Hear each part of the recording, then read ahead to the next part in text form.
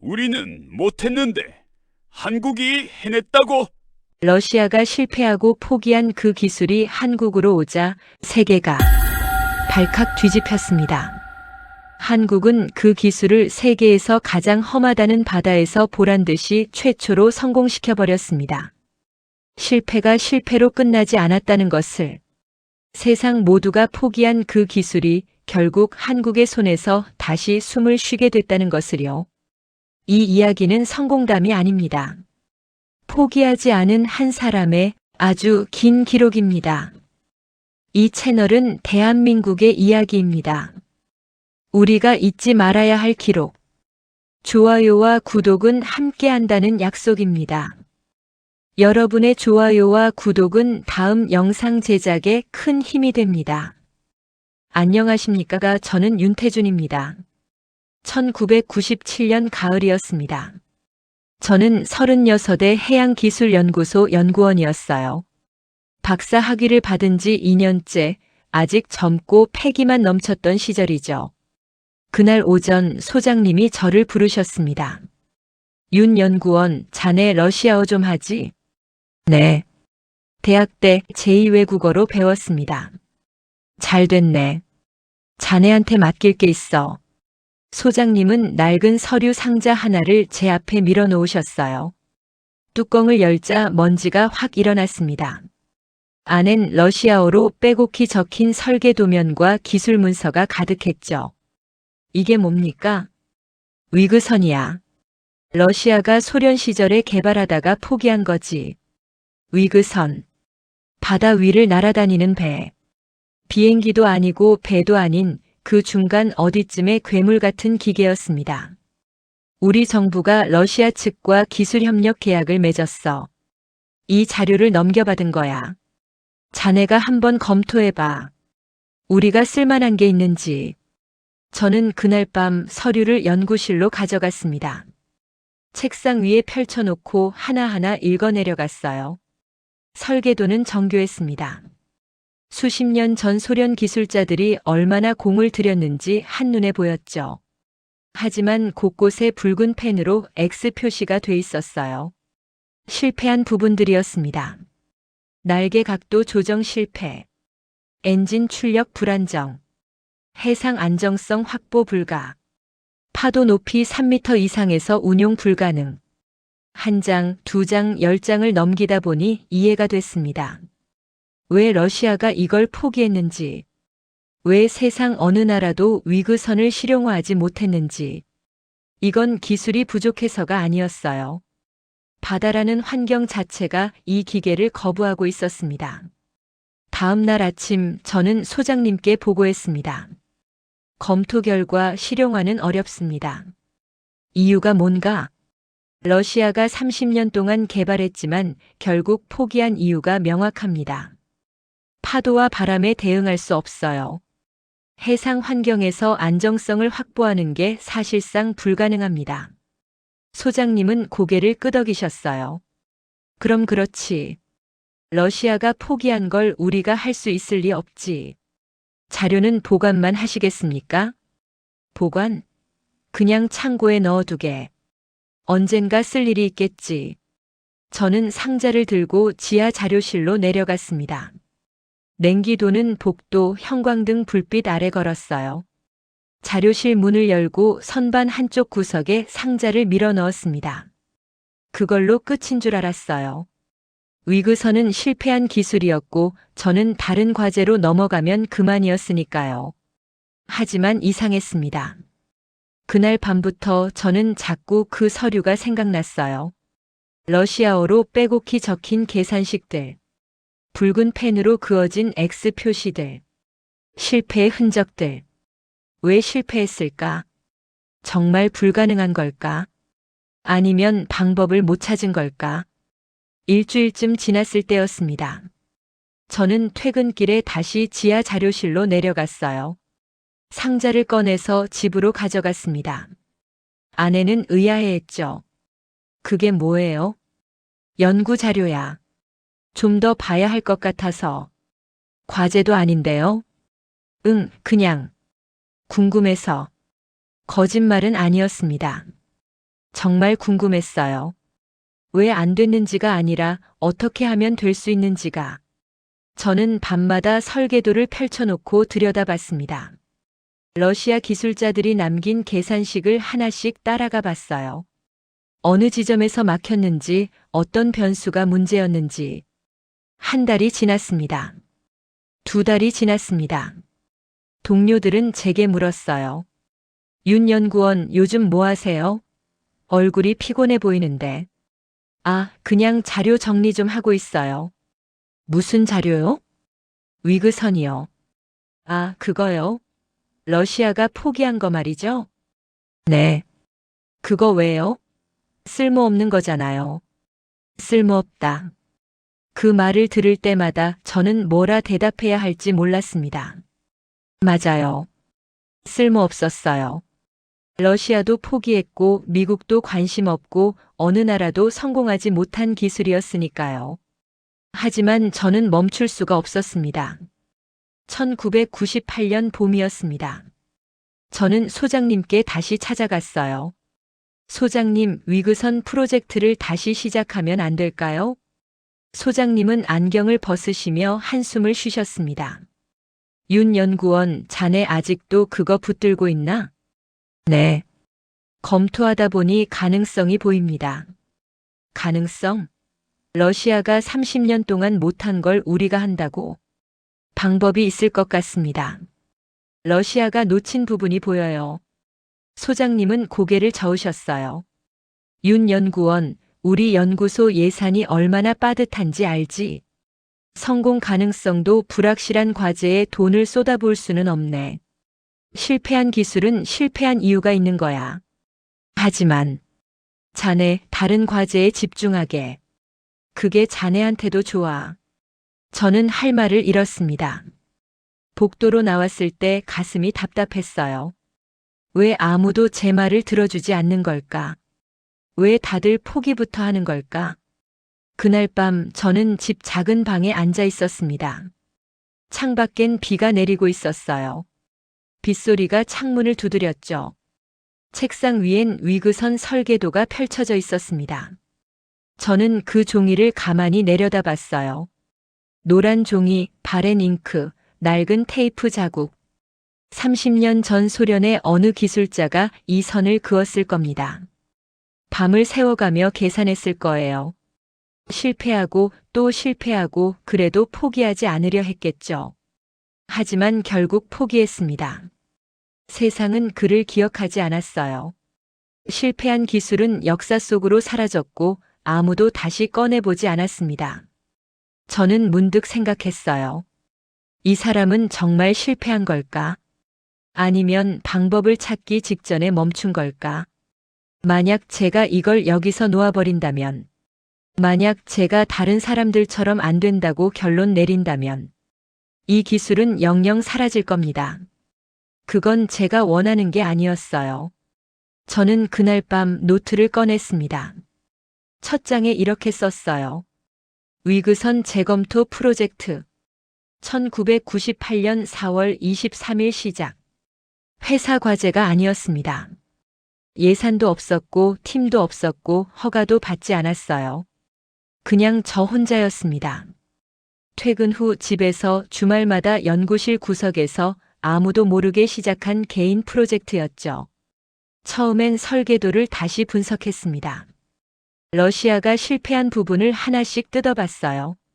왜 날개 각도 조정이 안 됐는지, 왜 파도에서 안정성을 잃었는지.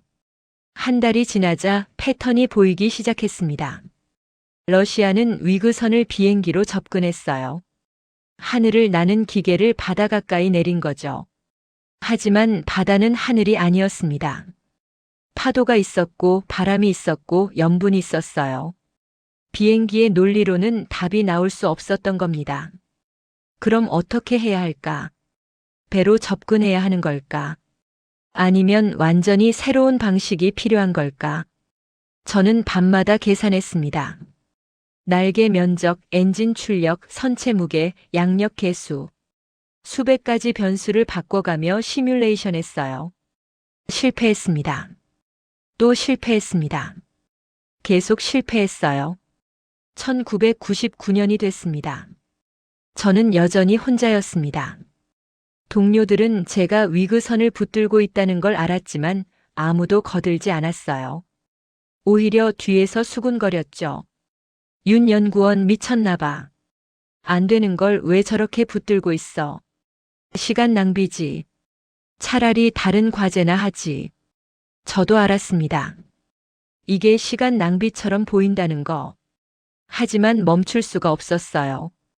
왜냐하면 저는 이미 너무 많이 봤거든요. 이 기술이 실패한 이유를. 그리고 그 이유가 해결 불가능한 게 아니라는 것을. 단지 아직 아무도 방법을 찾지 못했을 뿐이라는 것을. 2000년 여름이었습니다. 저는 처음으로 작은 돌파구를 찾았어요. 날개와 선체 사이의 각도 조정 방식이었습니다. 러시아는 고정형으로 설계했지만 저는 가변형이 필요하다고 판단했죠. 파도 높이에 따라 각도가 실시간으로 바뀌는 구조. 이론상으로는 가능했습니다. 하지만 증명할 방법이 없었어요. 모형을 만들 예산도 없었고 실험할 시설도 없었으니까요. 저는 그냥 노트에 기록만 했습니다. 각도 가변 시스템 설계한 1차. 언젠가 쓸 날이 올 거라 믿으면서. 2001년 가을이었습니다. 저는 40살이 됐어요. 연구소 생활도 벌써 10년째였습니다. 동기들은 하나둘 승진했고 저는 여전히 연구원이었어요. 승진 심사에서 번번이 탈락했죠. 윤 연구원 실적이 부족합니다. 과제 참여도가 낮습니다. 개인 연구는 인정받기 어렵습니다. 맞는 말이었어요. 저는 회사 과제보다 위그선에 더 많은 시간을 쏟았으니까요. 아내는 걱정했습니다. 여보, 이제 그만하면 안 돼요? 당신만 손해잖아요. 조금만 더. 조금만 더가 벌써 몇 년째예요? 미안해. 미안하다고 해결돼요? 애들 학원비는 어떻게 하고 대출 이자는요? 저는 대답할 수 없었습니다. 아내 말이 맞았어요. 저는 가장으로서 무책임했고 연구원으로서도 인정받지 못했습니다. 하지만 그래도 저는 멈출 수 없었어요. 왜냐하면 이미 너무 멀리 왔거든요. 4년 동안 쌓아온 계산식들, 설계 도면들, 실험 아이디어들. 여기서 포기하면 그동안의 시간이 정말로 의미 없어지는 것 같았습니다. 2003년 봄이었습니다. 저는 연구소 복도에서 한 후배를 만났어요. 선배님, 위그선 아직도 하세요? 응. 근데 선배님, 그거 정말 될 것 같아요? 저는 잠시 멈춰 섰습니다. 정말 될 것 같냐고. 솔직히 말하면 저도 확신이 없었어요. 6년 동안 혼자 매달렸지만 단 한 번도 실물로 증명해 본 적이 없었으니까요. 모든 게 이론이었고 계산이었고 상상이었습니다. 하지만 저는 이렇게 대답했어요. 모르겠어. 하지만 안 해보고 포기할 순 없잖아. 후배는 쓸쓸하게 웃었습니다. 선배님다워요. 근데 언젠간 결정해야 할 거예요. 계속할 건지 놓을 건지. 그 말이 가슴에 꽂혔습니다. 맞아요. 언젠간 결정해야 했어요. 이 길을 끝까지 갈 건지 아니면 여기서 돌아설 건지. 2005년 겨울이었습니다. 저는 연구소 지하 자료실에 혼자 앉아 있었어요. 책상 위엔 8년치 노트가 쌓여 있었습니다. 1998년부터 2005년까지 수천 장의 계산, 수백 개의 도면, 끝없는 실패와 수정의 기록. 저는 그 노트들을 천천히 넘겼습니다. 첫 장엔 이렇게 적혀 있었어요. 위그선 재검토 프로젝트. 1998년 4월 23일 시작. 그리고 마지막 장엔 이렇게 썼습니다. 각도 가변 시스템 설계 완료. 2005년 12월 15일. 8년이었습니다. 아무도 몰랐던 8년. 아무도 인정하지 않았던 8년. 저 혼자 걸어온 8년이었어요. 저는 노트를 덮으며 생각했습니다. 이제 끝일까? 여기서 멈춰야 하는 걸까? 아니면 진짜 시작일까? 그날 밤 저는 집으로 돌아와 아내에게 말했습니다. 여보, 나 결정했어. 뭘요? 위그선. 끝까지 해볼 거야. 아내는 한숨을 쉬었어요. 또 시작이네요. 미안해. 하지만 이번엔 달라. 뭐가요? 이제 혼자가 아니야. 내가 직접 나설 거야. 무슨 소리예요? 저는 아내 눈을 똑바로 봤습니다. 회사한테 정식으로 제안할 거야. 위그선 프로젝트를 국가 과제로 만들자고. 8년 동안 모은 자료를 전부 보여줄 거야. 안 받아들이면요? 그럼. 저는 잠시 말을 멈췄어요. 그럼 어떻게 하지? 정말 여기서 끝인 걸까? 하지만 이미 결심했습니다. 그럼 그때 가서 생각할게. 일단은 해봐야지. 2006년 1월이었습니다. 저는 소장실 문을 두드렸어요. 손엔 두툼한 보고서가 들려 있었습니다. 8년 동안 정리한 연구 결과 전부였죠. 소장님, 시간 좀 내주시겠습니까? 윤 연구원, 무슨 일인가? 위그선 프로젝트 제안서입니다. 소장님은 눈썹을 치켜 올리셨어요. 아직도 그걸 붙들고 있었나? 네. 8년 동안 연구했습니다. 이제 가능성을 보여드릴 수 있습니다. 저는 보고서를 펼쳤습니다. 설계도, 계산식, 시뮬레이션 결과, 예상 성능표. 8년 동안 혼자 쌓아온 모든 것을 1시간 동안 설명했어요. 소장님은 묵묵히 듣고 계셨습니다. 표정은 읽을 수 없었어요. 1시간이 지났습니다. 저는 마지막 장을 덮으며 말했습니다. 소장님, 러시아가 포기한 기술입니다. 하지만 우리는 다릅니다. 러시아가 놓친 부분을 찾았습니다. 이제 증명할 기회만 주신다면. 소장님은 한참을 침묵하셨어요. 그리고 천천히 입을 여셨습니다. 윤 연구원. 네. 자네 8년 동안 이걸 혼자 했다고. 네. 왜? 저는 대답할 수 없었습니다. 왜냐고 물으시니 저도 정확히는 몰랐거든요. 그냥 해야 할 것 같았습니다.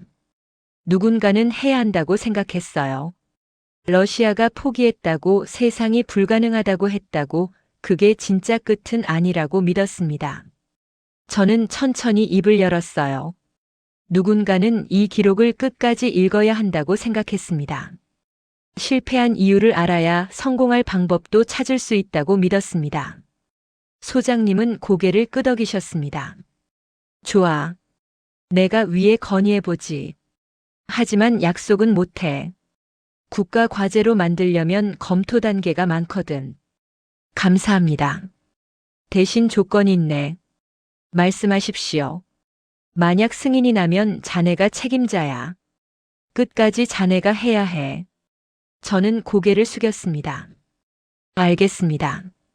그날 저는 연구소를 나섰습니다. 겨울바람이 차가웠어요. 하지만 가슴은 뜨거웠습니다.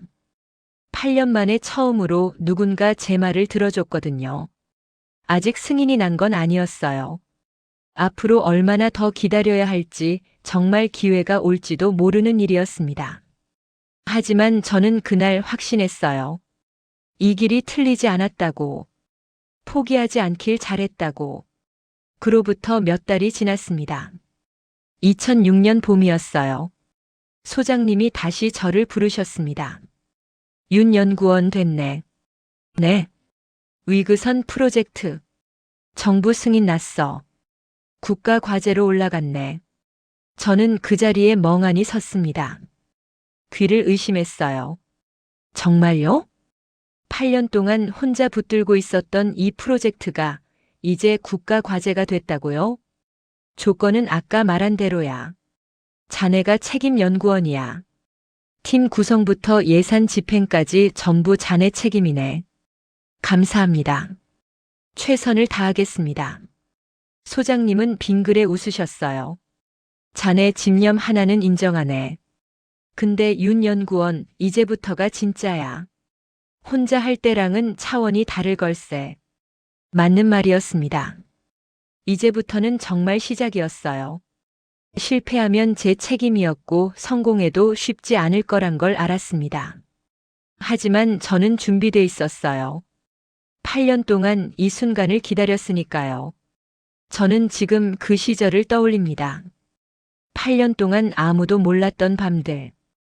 혼자 계산하고 혼자 설계하고 혼자 믿었던 시간들. 사람들은 물었어요. 윤 박사님, 그때 왜 안 포기하셨어요? 저는 이렇게 대답합니다. 포기할 이유를 찾지 못했어요. 러시아가 포기했다는 건 이유가 아니었습니다. 세상이 불가능하다고 했다는 것도 이유가 아니었어요. 진짜 이유는 제가 직접 끝까지 해봐야만 알 수 있는 거였습니다. 그래서 저는 멈추지 않았어요. 8년 동안. 그리고 그 8년이 이제 시작이 됐습니다. 이 이야기는 여기서 끝이 아닙니다. 오히려 여기서부터 진짜 시작이에요. 국가 과제가 됐다고 해서 모든 게 해결된 건 아니었으니까요. 앞으로 제가 마주한 건 더 큰 벽이었습니다. 기술적 한계, 예산 부족, 주변의 의심, 그리고 제 자신과의 싸움. 하지만 저는 그때 이미 결심했었어요. 이 길을 끝까지 가기로. 러시아가 포기한 그 기술을 한국의 손으로 완성하기로. 그 이야기는 다음에 계속하겠습니다. 지금은 여기까지만 말씀드릴게요. 먼지 쌓인 서랍 속 서류를 다시 덮으며 저는 생각합니다. 그때 포기하지 않길 정말 잘했다고. 저는 그날 처음으로 팀원들 앞에 섰습니다. 2006년 5월 연구소 회의실이었어요. 15명의 연구원이 모였습니다. 제가 직접 선발한 사람들이었죠. 저는 8년간 정리한 자료를 펼쳐놓으며 말했습니다. 우리가 할 일은 명확합니다. 러시아가 포기한 지점에서 시작하는 겁니다. 한 연구원이 손을 들었어요. 박사님, 러시아 설계도대로 일단 만들어 보는 건가요? 그렇습니다. 실패를 재현해야 해결책을 찾을 수 있으니까요. 혹시 예산은 얼마나 확보됐습니까? 3년간 12억입니다. 회의실이 조용해졌어요. 12억. 대형 프로젝트 치곤 적은 돈이었습니다. 러시아가 30년간 쏟아부은 돈에 비하면 새 발의 피였죠. 하지만 저는 말을 이었습니다. 적습니다. 알아요. 하지만 우린 러시아보다 유리한 게 있습니다. 뭡니까? 실패 기록입니다. 러시아가 왜 실패했는지 이미 알고 시작하니까요. 2006년 8월이었습니다. 저희는 첫 시험용 모형을 완성했어요. 실제 크기의 3분의 1 스케일이었습니다. 길이 8m, 날개 폭 12m. 러시아 설계도를 그대로 따라 만들었죠. 시험 비행은 서해 앞바다에서 진행하기로 했습니다. 그날 아침 저는 일찍 현장에 도착했어요. 파도가 잔잔했습니다. 바람도 약했죠. 오늘 날씨 좋네요. 젊은 연구원이 말했습니다. 응, 첫 시험치곤 운이 좋아. 저는 그렇게 대답했지만 가슴은 두근거렸어요. 8년을 기다린 순간이었으니까요. 오전 10시. 모형을 바다에 띄웠습니다. 엔진 소리가 울려 퍼졌어요. 프로펠러가 돌기 시작했죠. 천천히 속도가 붙었습니다. 시속 20km, 30km, 40km. 양력이 발생하기 시작했어요. 선체가 물 위로 살짝 떠올랐습니다. 뜹니다. 뜨고 있어요. 연구원 한 명이 소리쳤습니다. 저도 숨을 죽이고 지켜봤어요. 50km, 60km. 그때였습니다. 갑자기 기체가 앞으로 고꾸라졌어요. 앞부분이 물속으로 파고들었습니다. 엔진 소리가 비명처럼 변했죠. 쾅! 물보라가 치솟았습니다. 모형은 완전히 뒤집혔어요. 저는 그 자리에 얼어붙었습니다. 3초. 단 3초 만에 끝났어요. 오후 3시. 저희는 모형을 건져 올렸습니다. 날개 2개가 부러져 있었어요. 선체 앞부분이 찌그러졌죠. 저는 무릎을 꿇고 앉아 파손 부위를 살펴봤습니다. 아무 말도 나오지 않았어요. 옆에 선 연구원이 조심스럽게 물었습니다. 박사님, 뭐가 문제였을까요? 피칭이야. 피칭이요? 기체가 앞뒤로 요동친 거야. 속도가 붙으면서 균형을 잃은 거지. 러시아 설계도가 틀렸던 건가요? 저는 고개를 저었습니다. 아니야. 설계도는 맞아. 다만, 말을 멈췄어요. 다만 뭐라고 해야 할까요? 다만 바다가 문제라고. 다만 이 방식으로는 안 된다고. 그날 밤 저는 연구실에 혼자 남았습니다. 책상 위엔 시험 비행 영상이 재생되고 있었어요. 화면 속 모형이 물 위로 떠오르다가 갑자기 고꾸라지는 장면. 몇 번을 돌려봐도 똑같았습니다. 저는 노트에 적었어요. 1차 시험 실패. 원인 피칭 현상. 해결 방안 미정. 2006년 10월. 저희는 두 번째 시험을 준비했습니다. 이번엔 날개 각도를 5도 낮췄어요. 선체 무게 중심도 뒤로 옮겼죠. 계산상으론 피칭이 줄어들어야 했습니다. 시험 당일 날씨는 흐렸어요. 파도가 조금 높았습니다. 1m 정도 됐죠. 박사님, 연기하는 게 어떨까요? 아니야. 어차피 실제 바다는 이것보다 훨씬 거칠어. 계속하자. 모형을 띄웠습니다. 엔진이 돌아가기 시작했어요. 속도가 붙었습니다. 40km, 50km. 이번엔 조금 더 안정적이었어요. 60km. 기체가 떴습니다. 물 위 30cm 높이에서 미끄러지듯 나아갔죠. 좋아. 이번엔 된다. 하지만 그 순간이었습니다. 파도 하나가 밑에서 치고 올라왔어요. 기체가 툭 튀어 올랐습니다. 그리고 균형을 잃었죠. 옆으로 기울더니 물속으로 처박혔습니다. 쾅! 또다시 물보라. 또다시 침묵. 저는 주먹을 쥐었습니다. 손톱이 손바닥에 박혔어요. 2007년 2월. 세 번째 시험이었습니다. 이번엔 엔진 출력을 20% 높였어요. 날개 면적도 넓혔죠. 더 강한 양력으로 파도를 넘어서겠다는 계획이었습니다. 결과는 똑같았어요. 시속 65km에서 기체가 요동쳤고 앞으로 꺾이며 물에 박혔습니다. 네 번째 시험, 다섯 번째 시험, 여섯 번째. 모두 실패했습니다. 매번 조금씩 다른 방식으로 고쳤지만 결과는 같았어요. 60km가 넘어서면 기체는 제어를 잃었습니다. 2007년 여름이었습니다. 저는 회의실에서 중간 보고를 했어요. 연구소 임원들 앞에서였습니다. 현재까지 6차례 시험을 진행했습니다. 모두 실패했습니다. 원인이 뭡니까? 피칭 현상입니다. 고속에서 기체 균형을 유지하지 못합니다. 해결 방법은요? 저는 입을 다물었습니다. 해결 방법. 솔직히 모르겠었어요. 6번을 고쳐봤지만 본질은 똑같았습니다. 현재 검토 중입니다. 윤 박사 예산이 벌써 절반 넘게 소진됐습니다. 1년 반 동안 성과가 없어요. 알고 있습니다. 언제쯤 결과가 나올 것 같습니까? 대답할 수 없었습니다. 언제쯤이냐고. 저도 모르는데 어떻게 대답하죠? 그날 밤 저는 팀원들을 모았습니다.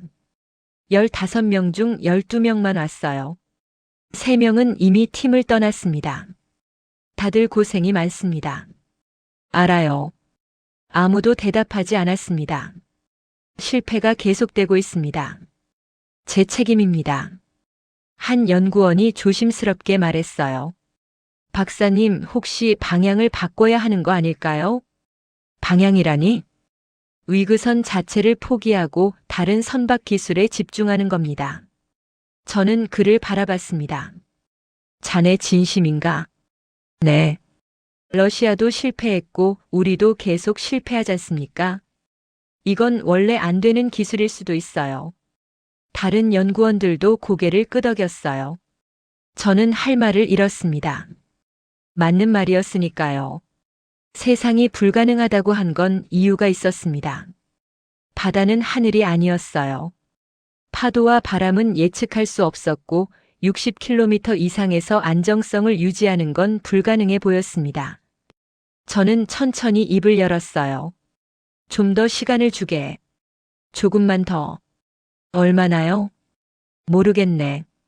하지만 포기는 아직 이르네. 2007년 가을이었습니다. 저는 혼자 지하 자료실로 내려갔어요. 8년 전 처음 이 자료를 받았던 그곳이었습니다. 책상 위에 러시아 설계도를 펼쳤습니다. 노란 종이, 바랜 잉크, 붉은 펜 자국. 저는 그걸 다시 읽기 시작했어요. 처음부터, 천천히, 한 줄 한 줄. 그동안 저는 이 설계도를 따라했습니다. 러시아가 만든 대로 재현하고 조금씩 수정했죠. 하지만 그날 밤 저는 다르게 읽기 시작했어요. 왜 실패했는지가 아니라 무엇을 놓쳤는지를. 설계도 3페이지. 날개 각도 계산식이 적혀 있었습니다. 그 옆에 러시아 기술자가 남긴 메모가 보였어요. 고정 각도 15도에서 최적 양력. 저는 그 문장을 몇 번이나 읽었습니다. 고정 각도 15도. 고정. 그 단어가 자꾸 눈에 들어왔어요. 왜 고정이지? 왜 하나의 각도만 쓴 거지? 저는 다음 페이지를 넘겼습니다. 4페이지엔 엔진 출력 계산식이 있었어요. 최대 출력 4,500마력 고정. 또 고정이었습니다. 5페이지. 선체 무게 중심. 중앙 고정. 6페이지. 날개 면적. 120제곱미터 고정. 모든 게 고정이었어요. 러시아는 모든 변수를 하나로 맞춰놓고 그 상태로 바다 위를 날려 했던 겁니다. 저는 등받이에 기댔습니다. 그리고 천장을 바라봤어요. 고정. 그게 문제였던 걸까요? 바다는 고정된 환경이 아니었습니다. 파도는 계속 변했고 바람은 시시각각 달라졌어요. 1m 파도에서 안정적이던 각도가 2m 파도에선 쓸모없었습니다. 러시아는 비행기를 만들듯 위그선을 만들었어요. 하늘은 균일했으니까요. 일정 고도에선 공기 밀도가 비슷했죠. 하지만 바다는 달랐습니다. 1초마다 환경이 바뀌었어요. 고정된 설계로는 절대 답이 나올 수 없었던 겁니다. 저는 그날 밤 새벽까지 깨어 있었습니다. 노트에 계속 뭔가를 적었어요. 고정 각도, 가변 각도, 고정 출력, 실시간 조정, 고정 중심, 이동 가능한 중심, 바다에 맞춰 움직이는 기계, 환경을 따라가는 설계. 그게 답일 수도 있었습니다. 하지만 문제가 있었어요. 어떻게 실시간으로 조정하지? 파도 높이를 어떻게 측정하지? 1초 안에 각도를 바꿀 수 있는 기계를 어떻게 만들지? 저는 아직 몰랐습니다. 하지만 방향은 보이기 시작했어요. 2007년 12월이었습니다. 저는 다시 팀원들을 모았습니다. 이번엔 9명만 왔어요. 3명이 또 떠났습니다. 다들 들어주게. 새로운 접근 방식을 찾았네. 뭡니까? 러시아 방식을 버려야 해. 고정 설계로는 안 돼. 한 연구원이 미간을 찌푸렸습니다. 그럼 뭘 하자는 겁니까? 가변 시스템이야. 파도에 따라 실시간으로 각도와 출력을 조정하는 거지. 그게 가능합니까? 모르겠네. 하지만 해봐야 해. 회의실이 조용해졌어요. 누군가 한숨을 쉬었습니다. 박사님, 예산이 이미 바닥났습니다. 새로운 시스템 개발할 돈이 없어요. 알아. 하지만, 그리고 시간도 없습니다. 내년 6월까지 성과를 내야 프로젝트가 연장돼요. 지금부터 새로 시작하면 절대 못 맞춥니다. 맞는 말이었습니다. 예산도 없었고 시간도 없었어요. 팀원들은 지쳐 있었고 저조차도 확신이 서지 않았습니다. 그날 회의는 그렇게 끝났어요. 아무 결론도 없이. 2008년 1월이었습니다. 저는 소장님께 불려갔습니다. 윤 박사, 프로젝트 종료 검토에 들어갔네. 네. 2년 동안 성과가 없어. 예산만 썼지. 위에서 이제 그만하래. 조금만 더 시간을 주십시오. 몇 번을 더 준다고 했나? 자네, 이제 그만할 때도 됐어. 저는 고개를 숙였습니다. 할 말이 없었어요. 2년 동안 6번 실패했고 단 한 번도 60km를 넘지 못했습니다. 러시아가 30년 동안 못한 걸 2년 만에 해내겠다던 건 제 오만이었던 걸까요? 3월 말까지만 하게.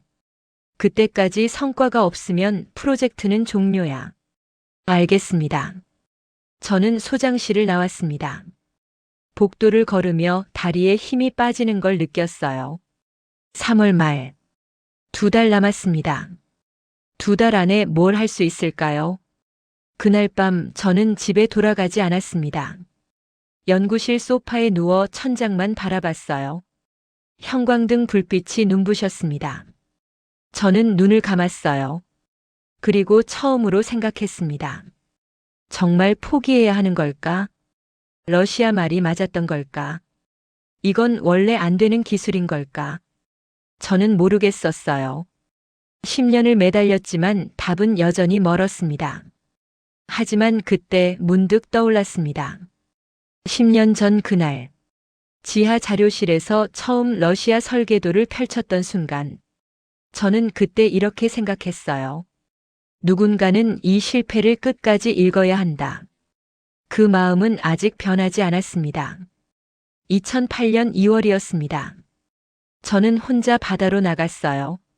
시험 장비도 연구원도 없이 그냥 혼자였습니다. 파도를 바라봤습니다. 하얀 물보라가 치고 바람이 불고 갈매기가 울었어요. 저는 그 파도를 한참 동안 지켜봤습니다. 1m, 1.5m, 2m. 높이가 계속 변했어요. 같은 파도는 하나도 없었습니다. 그때 저는 깨달았습니다. 러시아가 틀린 게 아니었어요. 다만 방법이 달랐어야 했던 겁니다. 바다를 이기려 한 게 아니라 바다를 따라가야 했던 거죠. 파도에 맞서는 게 아니라 파도와 함께 움직이는 기계. 그게 답이었습니다. 저는 그날 노트를 꺼내 적었어요. 바다는 적이 아니다. 환경이다. 함께 가야 한다. 2008년 3월이었습니다. 프로젝트 종료까지 한 달 남았어요. 저는 마지막으로 팀원들을 불렀습니다. 7명만 남아 있었습니다. 다들 미안하네. 2년 동안 고생만 시켰어. 아무도 대답하지 않았어요. 한 달 남았네. 프로젝트는 아마 종료될 거야. 한 연구원이 고개를 들었습니다. 박사님은 어떻게 하실 겁니까? 저는 잠시 망설였습니다. 그리고 천천히 말했어요. 나는 계속할 거야. 예산도 없이요? 그래. 10년 전처럼 혼자서라도. 왜요? 저는 창밖을 바라봤습니다. 먼 바다가 보였어요. 포기할 이유를 아직 못 찾았거든. 그날 이후 저는 다시 혼자가 됐습니다. 프로젝트는 3월 말에 공식 종료됐어요. 팀원들은 뿔뿔이 흩어졌습니다. 자료는 창고로 들어갔고 장비는 폐기 처분됐죠. 하지만 저는 멈추지 않았습니다. 퇴근 후 집에서 주말마다 연구실 구석에서 다시 노트를 펼쳤어요. 가변 시스템, 실시간 조정, 파도 측정. 아직 어떻게 만들지는 몰랐습니다. 하지만 방향은 알았어요. 러시아와 달라야 한다는 것. 고정이 아니라 변화. 통제가 아니라 적응. 그게 한국이 찾아야 할 길이었습니다. 저는 지금 그 시절을 떠올립니다. 2년 동안의 실패. 6번의 시험, 6번의 추락. 떠나간 팀원들, 바닥난 예산, 끝난 프로젝트. 사람들은 물었어요. 그때 왜 안 그만뒀어요? 저는 이렇게 대답합니다. 그만둘 수는 있었어요. 하지만 잊을 수는 없었죠. 러시아가 남긴 실패 기록. 그 속에 숨어 있던 진짜 문제. 고정된 설계로는 절대 바다를 이길 수 없다는 진실. 저는 그걸 봤습니다. 그리고 알았어요. 이제 시작이라는 것을. 2008년 봄이었습니다. 저는 조용한 연구실 구석에 앉아 있었어요. 창밖엔 벚꽃이 피고 있었습니다. 책상 위엔 새 노트가 펼쳐져 있었죠. 첫 장에 이렇게 썼습니다. 가변 시스템 설계 시작. 2008년 4월 1일. 회사 프로젝트는 끝났지만 제 프로젝트는 계속됐어요. 예산은 없었고 팀도 없었고 지원도 없었습니다. 하지만 저는 혼자가 아니었어요. 10년 전 그 러시아 기술자가 함께 있었으니까요. 실패했지만 포기하지 않으려 했던 그 사람. 저는 그의 실패를 이어받아 끝까지 가기로 했습니다. 그날 밤 저는 파도를 다시 생각했습니다. 1m에서 2m로 변하는 순간, 바람이 방향을 바꾸는 순간, 기체가 균형을 잃는 순간, 그 순간들을 머릿속으로 되풀이했어요. 그리고 적었습니다. 파도를 예측할 수 없다면 파도를 읽어야 한다. 읽을 수 없다면 파도와 함께 움직여야 한다. 함께 움직이려면 기계가 스스로 판단해야 한다. 스스로 판단하는 기계. 실시간으로 변하는 시스템. 그게 제가 찾아야 할 답이었습니다. 하지만 어떻게? 저는 아직 몰랐어요. 2008년 여름이 지나갔습니다. 가을이 왔고 겨울이 왔습니다. 저는 계속 혼자 연구했어요. 아무도 몰랐습니다. 프로젝트가 끝났다고 생각했으니까요. 하지만 저는 매일 밤 노트를 펼쳤고 계산했고 그렸습니다. 파도 측정 센서, 각도 조정 장치, 실시간 제어 시스템. 하나씩 천천히 설계가 쌓여갔어요. 2009년 봄이었습니다. 저는 처음으로 누군가를 만났습니다. 대학 후배였어요. 전자공학을 전공한 친구였죠. 형, 오랜만이에요. 그래, 잘 지냈어? 네. 그런데 형, 무슨 일로 연락하셨어요? 저는 노트를 펼쳐 보였습니다. 이것 좀 봐줄 수 있어? 실시간 센서 시스템인데. 후배는 노트를 들여다봤어요. 한참을 보더니 고개를 들었습니다. 형, 이거 뭐예요? 위그선이야. 위그선요? 러시아가 포기한 거요? 응.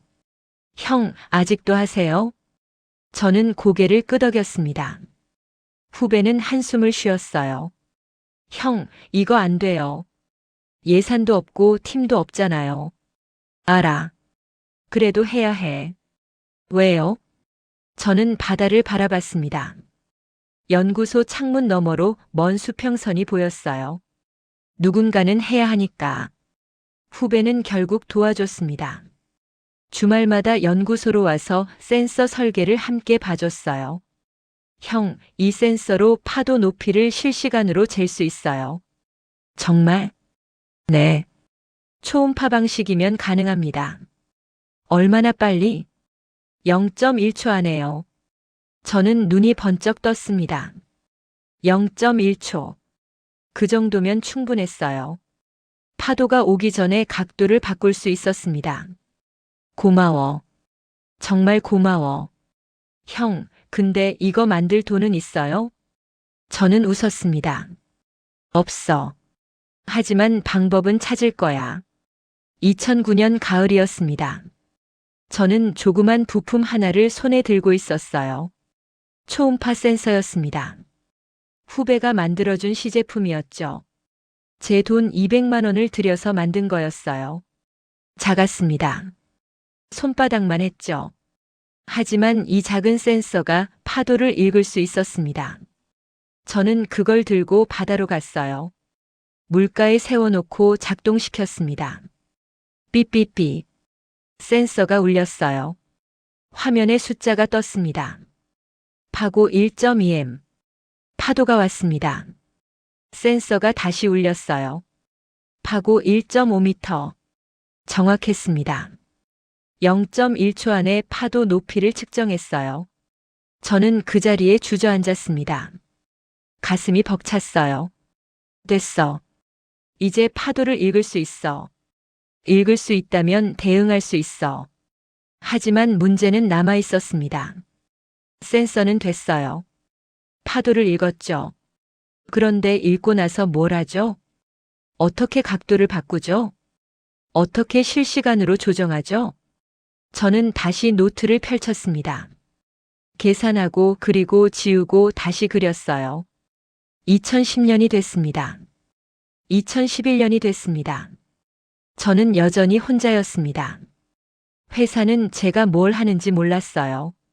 동료들은 저를 조용한 연구원쯤으로 생각했죠. 하지만 저는 멈추지 않았습니다. 2012년 봄이었습니다. 저는 51살이 됐어요. 연구소 생활도 벌써 17년째였습니다. 여전히 선임 연구원이었어요. 승진도 안 했죠. 어느 날 복도에서 소장님을 만났습니다. 윤 박사 요즘 뭐하고 지내나? 그냥 자료 정리하고 있습니다. 아직도 위그선 붙들고 있나? 저는 웃었습니다. 네. 소장님은 고개를 저으셨어요. 자네 참 집념 하나는 대단해. 근데 이제 그만해도 되지 않나? 조금만 더 하겠습니다. 조금만 더가 벌써 몇 년째야? 14년입니다. 소장님은 한숨을 쉬셨습니다. 알았네. 자네 인생이니 자네가 알아서 하게. 그날 밤 저는 생각했습니다. 14년. 1998년부터 2012년까지. 절반은 혼자였고 절반은 실패였어요. 그래도 저는 여기 있었습니다. 포기하지 않았어요. 왜냐하면 이제 보였거든요. 끝이. 아직 멀었지만 방향은 확실했습니다. 센서로 파도를 읽고, 시스템으로 각도를 바꾸고, 바다와 함께 움직이는 기계. 그게 한국이 만들어야 할 위그선이었어요. 저는 지금 그때를 떠올립니다. 실패의 연속이었던 2년. 그리고 혼자 걸었던 또 다른 4년. 총 6년이었어요. 사람들은 물었습니다. 그 시간이 아깝지 않았어요? 저는 이렇게 대답해요. 아깝지 않았어요. 그 시간이 있었으니까 방향을 찾았죠. 러시아는 30년 동안 같은 방향으로 갔습니다. 하지만 저는 6년 만에 방향을 틀었어요. 고정에서 가변으로, 통제에서 적응으로. 그게 차이였습니다. 그날 저는 노트 마지막 장에 적었습니다. 이제 시작이다. 실패는 끝이 아니었어요. 새로운 출발점이었습니다. 바다는 적이 아니었어요. 함께 가야 할 길이었죠. 저는 그걸 깨달았습니다. 그리고 그 깨달음이 모든 걸 바꿀 거라는 걸 알았어요. 하지만 아직은 아무도 몰랐습니다. 아무도 믿지 않았죠. 그건 괜찮았어요. 저 혼자 믿으면 됐으니까요. 14년 전 그랬듯이 저는 그날 이후 파도를 다르게 보기 시작했습니다. 2012년 봄이었어요. 연구실 창문 너머로 바다가 보였습니다. 저는 그 바다를 한참 바라봤어요. 파도는 규칙이 없었습니다. 1m에서 2m로 다시 1.5m로 끊임없이 변했죠. 하지만 그날 저는 깨달았어요. 규칙이 없는 게 아니라 제가 못 읽고 있었던 거라고. 파도엔 흐름이 있었습니다. 바람이 불면 높아지고 바람이 잦아들면 낮아졌어요. 그 흐름을 미리 읽는다면, 0.5초 전에 안다면, 기계가 먼저 준비할 수 있을 거라고 생각했습니다. 저는 노트를 펼쳤어요. 예측 제어라고 적었습니다. 파도가 온 뒤에 반응하는 게 아니라 오기 전에 준비하는 것. 그게 제가 찾던 답이었어요. 하지만 문제가 있었습니다. 어떻게 예측하죠? 센서는 현재 파도만 읽었어요. 다음 파도는 몰랐죠. 저는 며칠 밤을 새웠습니다. 계산하고 지우고 다시 계산했어요. 그러다 문득 생각이 떠올랐습니다. 바람. 파도는 바람이 만들었어요. 바람의 방향과 세기를 알면 다음 파도를 예측할 수 있지 않을까요? 저는 다시 후배에게 연락했습니다. 풍속 센서도 만들 수 있어? 네, 가능해요. 근데 왜요? 바람으로 파도를 예측하려고. 후배는 잠시 침묵했습니다. 형, 그게 될까요? 모르겠어. 해봐야 알지. 2012년 여름이었습니다. 저는 2개의 센서를 손에 들고 있었어요. 파고 센서 하나, 풍속 센서 하나. 제 돈 300만 원이 더 들어갔습니다. 저는 그걸 들고 바다로 나갔어요. 2 센서를 나란히 세워놓고 작동시켰습니다. 바람이 불었어요. 풍속 센서가 울렸습니다. 풍속 초당 12m 방향 북서. 저는 시계를 봤어요. 3초 후 파도가 왔습니다. 파고 센서가 울렸죠. 파고 1.8m. 저는 노트에 적었습니다. 풍속 초당 12m 3초 후 파고 1.8m. 다시 기다렸어요. 바람이 약해졌습니다. 풍속 초당 8m. 4초 후 파고 1.3m. 적었습니다. 풍속 초당 8m, 4초 후 파고 1.3m. 1시간 동안 측정했어요. 20번 넘게 기록했습니다. 그리고 패턴을 찾았어요. 바람이 강하면 34초 후 파도가 높아졌습니다. 바람이 약하면 파도도 낮아졌죠.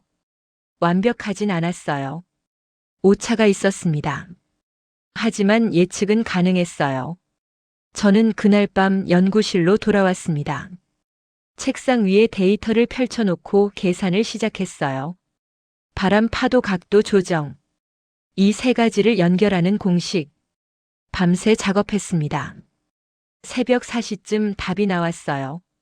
풍속 센서로 바람 측정 3초 후 파도 예측 미리 날개 각도 조정.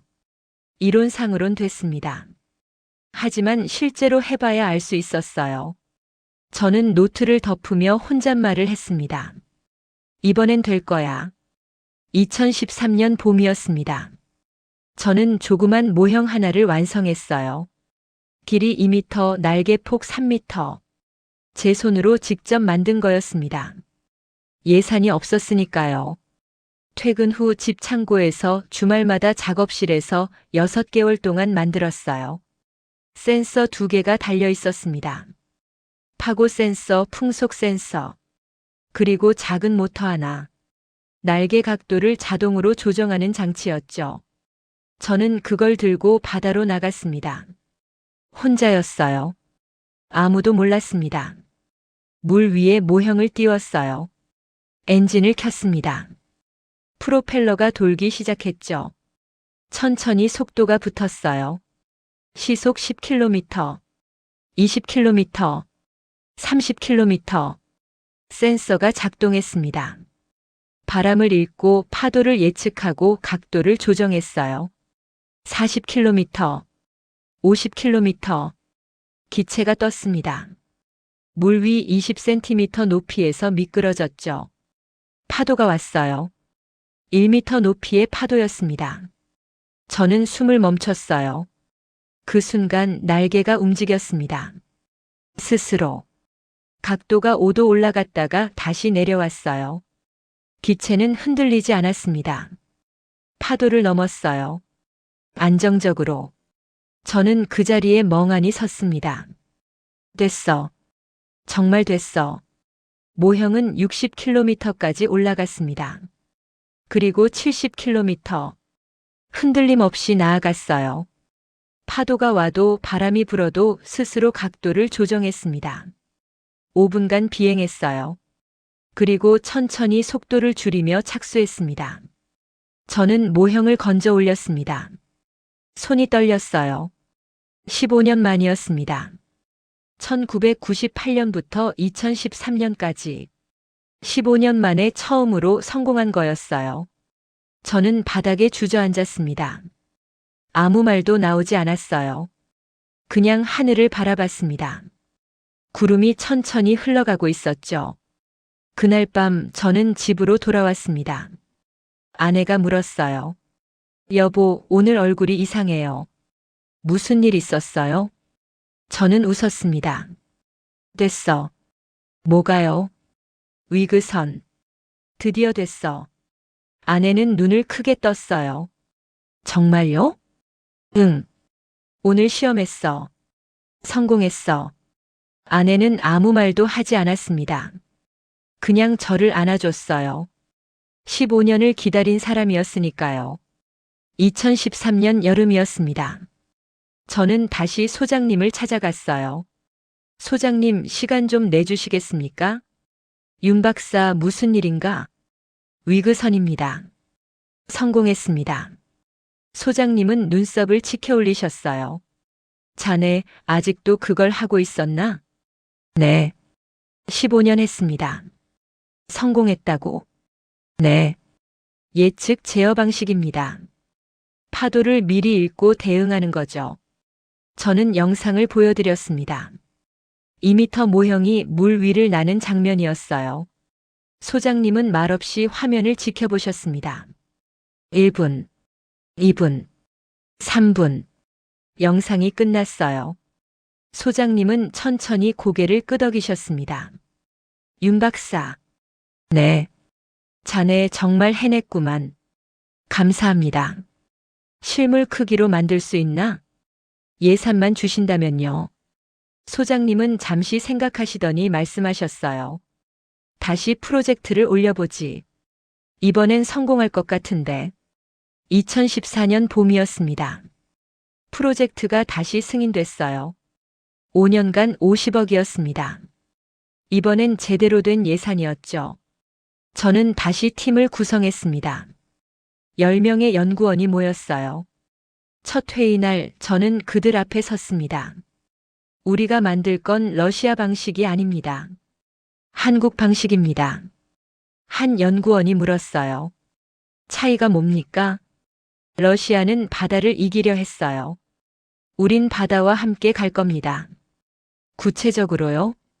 예측 제어입니다. 파도를 미리 읽고 실시간으로 대응하는 거죠. 저는 칠판에 그림을 그렸습니다. 풍속 센서 파고 예측 자동 각도 조정. 이게 우리만의 기술입니다. 2014년 가을이었습니다. 저희는 실물 크기 1차 시제기를 완성했어요.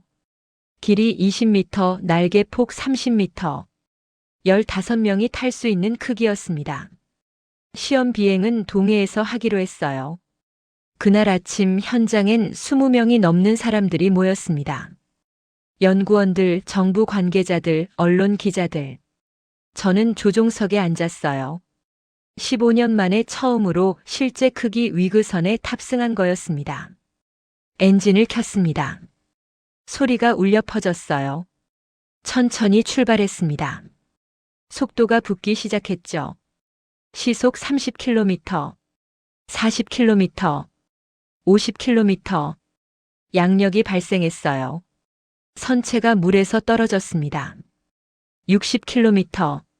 센서가 작동했습니다. 화면에 숫자들이 떴어요. 풍속 초당 10m, 예상 파고 1.5m, 권장 각도 12도. 날개가 움직였습니다. 스스로. 12도로 조정됐죠. 70km, 80km. 파도가 왔습니다. 1.5m짜리 파도였어요. 기체는 흔들리지 않았습니다. 각도가 이미 맞춰져 있었으니까요. 90km, 100km. 저는 핸들을 가만히 쥐고 있었어요. 기계가 알아서 했습니다. 바람을 읽고 파도를 예측하고 각도를 조정했죠. 10분간 비행했습니다. 그리고 천천히 착수했어요. 엔진을 껐습니다. 조용해졌어요. 저는 조종석에 앉은 채 한참을 멍하니 있었습니다. 됐어. 정말 됐어. 밖으로 나왔을 때 사람들이 박수를 쳤습니다. 하지만 저는 박수 소리가 잘 들리지 않았어요. 귓속엔 파도 소리만 울렸습니다. 15년 동안 들었던 그 소리. 이제야 답을 찾은 것 같았어요. 한 기자가 다가왔습니다. 박사님, 소감이 어떠십니까? 저는 바다를 바라봤어요. 파도가 말을 걸어왔습니다. 15년 만에 처음으로 제가 제대로 들은 것 같아요. 2015년 여름이었습니다. 저희는 2차 시험을 준비했어요. 이번엔 울릉도 해역이었습니다. 파고가 높기로 유명한 곳이었죠. 평균 파고 23m. 바람도 강했어요. 연구원들은 걱정했습니다. 박사님, 너무 위험한 거 아닙니까? 실전 환경에서 테스트해야 해. 잔잔한 바다에서만 되면 의미 없어. 시험 당일. 파고는 2.5m였습니다. 바람은 초속 15m. 거친 날씨였어요. 저는 다시 조종석에 앉았습니다. 엔진을 켰어요. 출발했습니다. 파도가 거셌어요. 선체가 심하게 흔들렸습니다. 속도를 올렸어요. 50km, 60km. 양력이 발생했습니다. 선체가 떴어요. 하지만 파도가 바로 밑에서 쳤습니다. 기체가 툭 튀어 올랐죠. 저는 손에 힘을 주었어요. 센서가 울렸습니다. 풍속 초당 15m, 예상 파고 2.8m, 권장 각도 18도. 날개가 올라갔습니다. 18도로. 다음 파도가 왔어요. 2.8m였습니다. 센서가 정확히 예측했어요. 기체는 파도 위를 넘었습니다. 안정적으로. 70km, 80km. 파도가 계속 왔지만 기계는 매번 미리 준비했어요. 각도를 바꾸고 출력을 조정하고 균형을 잡았습니다. 20분간 비행했어요. 울릉도를 한 바퀴 돌았습니다. 그리고 착수했죠. 무사히. 육지로 돌아왔을 때 연구원들이 환호했습니다. 됐다. 정말 됐어. 하지만 저는 조용했어요. 그냥 바다를 바라봤습니다. 15년 동안 저를 가르쳐준 바다. 이제야 제대로 배운 것 같았어요. 이기는 게 아니라 함께 가는 거라고. 2016년 봄이었습니다. 해외에서 연락이 오기 시작했어요. 노르웨이였습니다. 한국의 위그선 기술을 보고 싶습니다. 저희는 시연을 했어요. 노르웨이 엔지니어 3명이 왔습니다. 그들 앞에서 비행을 보여줬죠. 파고 2m, 바람 초당 12m.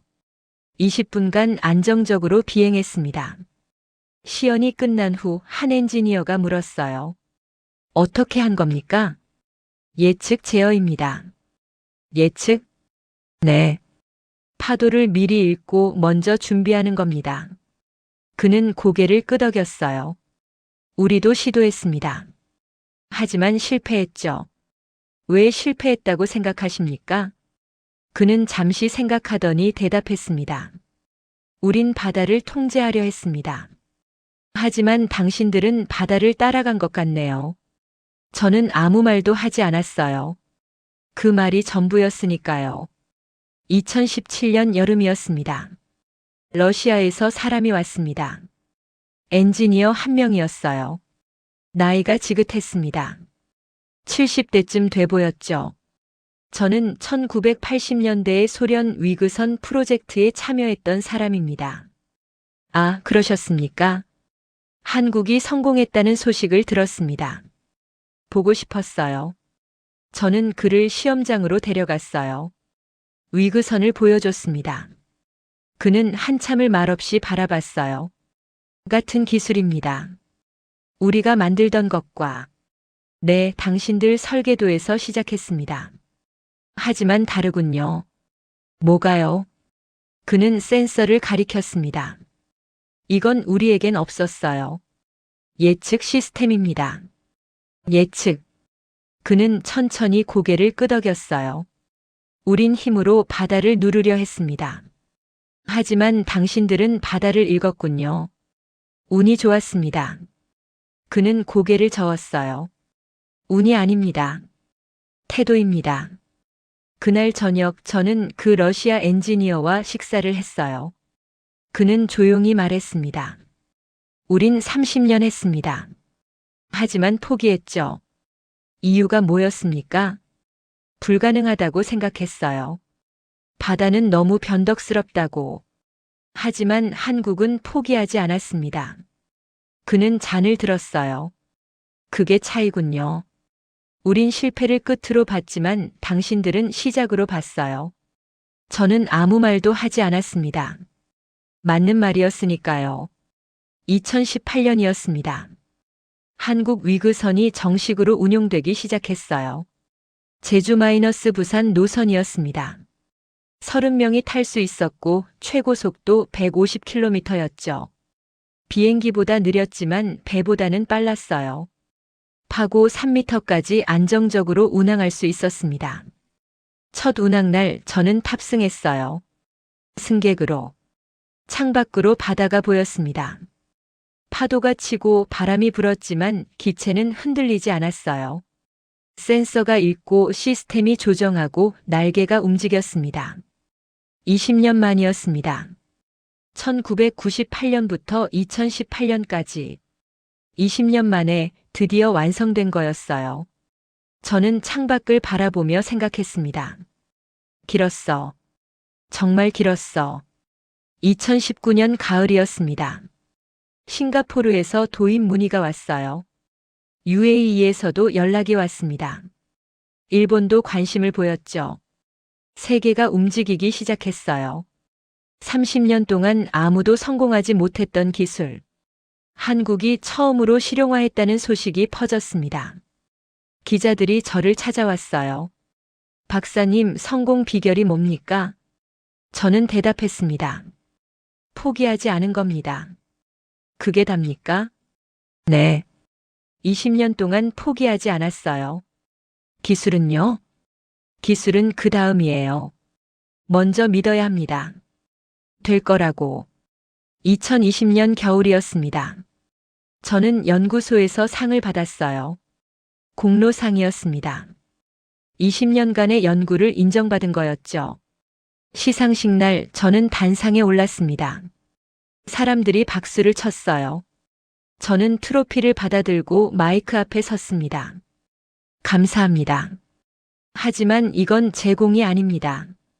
사람들이 조용해졌어요. 30년 전 소련의 엔지니어들이 있었습니다. 그들이 실패했지만 기록을 남겨줬어요. 그 기록이 저를 여기까지 이끌었습니다. 그리고 파도가 있었습니다. 15년 동안 저를 가르쳐준 바다가 있었어요. 저는 단지 끝까지 듣고 배운 사람일 뿐입니다. 저는 지금 60이 됐습니다. 2025년 겨울. 은퇴를 석 달 앞두고 있어요. 연구실 책상을 정리하다가 낡은 노트 하나를 발견했습니다. 1998년 4월 23일.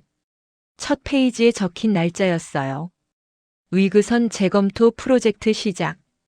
27년 전 글씨였습니다. 저는 그 노트를 천천히 넘겼어요. 수천 페이지의 계산식, 수백 번의 실패 기록, 혼자 걸었던 시간들, 아무도 몰랐던 밤들. 마지막 페이지엔 이렇게 적혀 있었습니다. 2018년 3월 15일. 정식 운항 시작. 끝. 저는 노트를 덮었습니다. 그리고 창밖을 바라봤어요. 바다가 보였습니다. 27년 동안 저와 함께했던 바다. 어제 후배 하나가 물었습니다. 선배님, 27년을 한 가지만 하셨잖아요. 후회는 없으세요? 저는 웃었어요. 후회? 없어. 왜요? 해야 할 일이었으니까. 꼭 선배님이 해야 했습니까? 저는 잠시 생각했습니다. 꼭 제가? 아니었을 수도 있어요. 다른 누군가가 할 수도 있었죠. 하지만 저는 이렇게 대답했습니다. 누군가는 해야 했어. 그게 내가 됐을 뿐이야. 오늘 아침 저는 마지막으로 바다에 나갔습니다. 위그선에 탔어요. 혼자. 엔진을 켰습니다. 천천히 출발했어요. 속도가 붙었습니다. 50km, 60km. 기체가 떴어요. 파도 위를 미끄러졌습니다. 센서가 작동했죠. 바람을 읽고 파도를 예측하고 각도를 조정했어요. 저는 핸들을 놓았습니다. 기계가 알아서 했어요. 저는 그저 창밖을 바라봤습니다. 파도가 왔다 갔다 했어요. 바람이 불었습니다. 갈매기가 날았죠. 27년 전과 똑같은 바다였어요. 하지만 이젠 달랐습니다. 저는 이제 바다를 이해했으니까요. 30분 후 저는 착수했습니다. 엔진을 껐어요. 조용해졌습니다. 파도 소리만 들렸죠. 저는 조종석에 앉은 채 한참을 가만히 있었습니다. 그리고 혼잣말을 했어요. 고마웠어. 누구한테 하는 말인지 모르겠었어요. 바다한테? 러시아 엔지니어들한테? 아니면 27년 전 제 자신한테? 잘 모르겠었습니다. 하지만 고마웠어요. 사람들은 제게 묻습니다. 박사님, 위그선 성공의 비결이 뭡니까? 저는 항상 같은 대답을 해요. 우리는 바다를 이기지 않았습니다. 그럼요? 함께 가는 법을 배웠을 뿐입니다. 러시아는 바다를 적으로 봤어요. 힘으로 누르려 했죠. 하지만 저희는 달랐습니다. 바다를 스승으로 봤어요. 배우려 했습니다. 그게 차이였어요. 이 이야기를 왜 지금 꺼내느냐고 묻는다면 자랑하려는 게 아닙니다. 세계 최초라고 외치려는 것도 아니에요. 그냥 기록하고 싶었어요. 누군가는 알아야 한다고 생각했습니다. 한국이 여기까지 오는데 얼마나 긴 시간이 걸렸는지, 얼마나 많은 실패가 있었는지, 그리고 포기하지 않은 사람들이 있었다는 것을. 저는 다음 주면 이 연구소를 떠납니다. 27년을 보낸 곳이에요. 책상을 비우고 사물함을 정리하고 명찰을 반납할 겁니다. 하지만 괜찮아요. 할 일은 다 했으니까요. 러시아가 넘겨준 실패 기록. 저는 그걸 끝까지 읽었습니다. 그리고 답을 찾았어요. 이제 그 답은 다음 세대가 이어갈 겁니다. 더 빠르게, 더 안전하게, 더 멀리 나아갈 거예요. 저는 그걸 지켜보면 됩니다. 어젯밤 집에서 아내와 이야기를 나눴어요. 여보, 끝났어요. 정말 끝났어요. 아내가 웃었습니다. 27년 만이네요. 응. 길었지. 후회는요? 저는 고개를 저었어요. 없어. 하나도. 다시 돌아간다면요? 똑같이 할 거야. 아마. 아내는 제 손을 잡았습니다. 수고했어요. 그 말 한마디면 충분했어요. 내일 아침 저는 다시 바다에 나갈 겁니다. 마지막으로 위그선을 타고 파도 위를 날 거예요. 그리고 이렇게 말할 겁니다. 고마웠어. 가르쳐줘서. 바다는 대답하지 않겠죠. 그냥 파도만 칠 겁니다. 하지만 괜찮아요. 저는 이미 다 들었으니까요. 27년 동안. 이 이야기는 여기서 끝입니다. 성공담이 아니에요. 한 사람이 포기하지 않고 걸은 시간의 기록입니다. 러시아가 시작하고 한국이 이어받고 저 같은 사람들이 끝까지 붙들었던 이야기. 특별한 건 없었어요. 그냥 매일 조금씩 앞으로 갔을 뿐입니다. 실패하고 다시 일어나고 또 실패하고 또 일어났어요. 27년 동안. 그렇게 걸으니까 끝이 보이더라고요. 저는 이제 이 자리를 떠납니다. 연구실 불을 끄고 문을 잠그고 복도를 걸어 나갈 겁니다. 뒤돌아보지 않을 거예요. 할 일은 다 했으니까요. 다만 한 가지만 남기고 싶습니다. 혹시 이 이야기를 듣는 누군가가 있다면, 지금 무언가를 붙들고 있다면, 아무도 안 된다고 해도 세상이 포기하라고 해도 그냥 조금만 더 걸어보세요. 끝까지. 그러면 보일 겁니다. 답이. 우리는 결국 자연을 이기지 않았습니다. 함께 가는 법을 배웠을 뿐입니다. 그게 전부였어요. 그리고 그걸로 충분했습니다. 오늘 이야기가 좋았다면 다음 이야기도 꼭 함께 해주세요. 구독과 좋아요는 저에게 큰 힘이 됩니다.